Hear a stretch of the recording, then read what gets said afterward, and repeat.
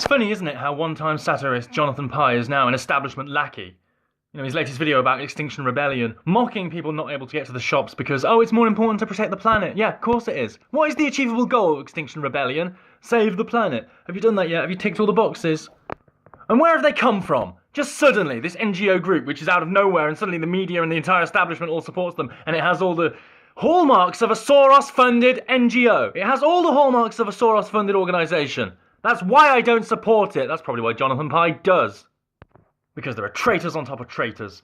Even though these people say things about, you know, social engineering and whatever, and fucking hell, the culture war.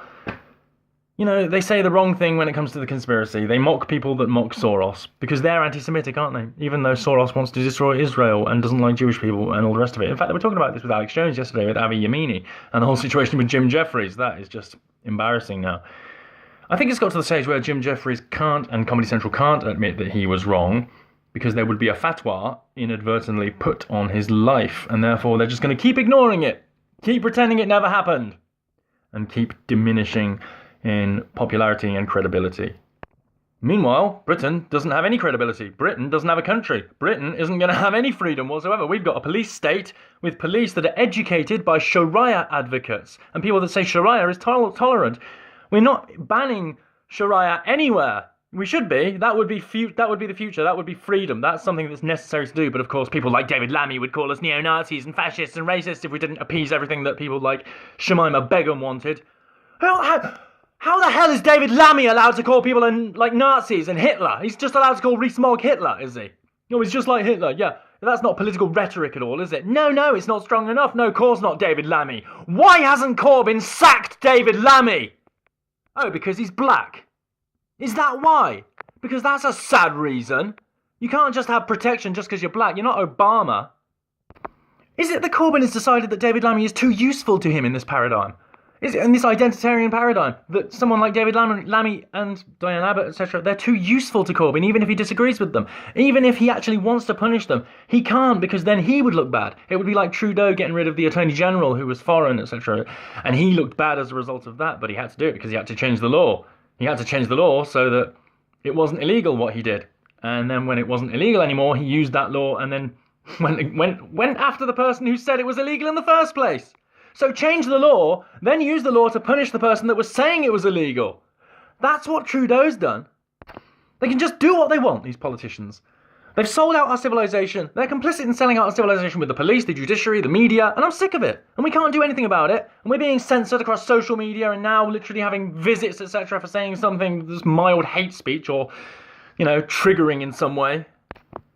We get police visits for triggering words and misgendering by police who are educated by Sharia advocates like Mohammed Shafiq, who literally says that gay people should be executed. Those people are educating the police. We call it educating now. Well, even though it's not proper education, it's the only education they've ever had in their lifetimes. Dummies.